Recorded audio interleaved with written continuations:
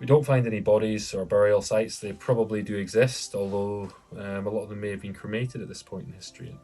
Then they dump the ashes in riverways, actually, usually.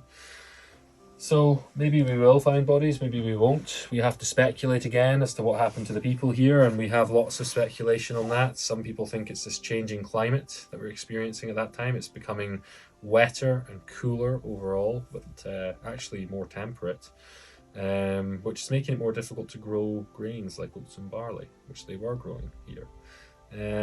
Maybe that makes sense. Could have been violence, could have been anything you can think of. Any way you could think that large groups of people die, that could have been what happened up here.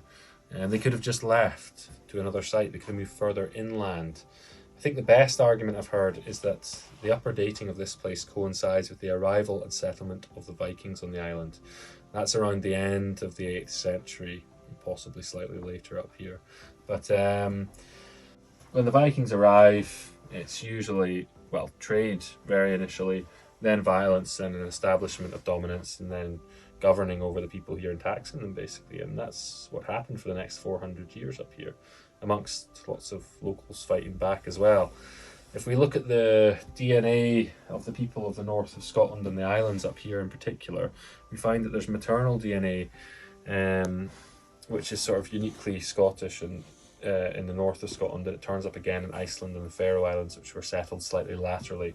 And that maybe shows you this movement of Scottish women via the Norse as they come to these places to settle.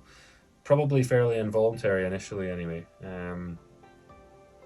which obviously isn't great. And maybe the people here left before that happened for whatever reason. Maybe they died before that happened, but even if they've left, it's really the story and the shape of things to happen in the north of Scotland and up in the islands here for the next 400 years. So it's come to them or their descendants in some form eventually, this interaction with the Norse. And if you notice, all the place names around here are all Norse now.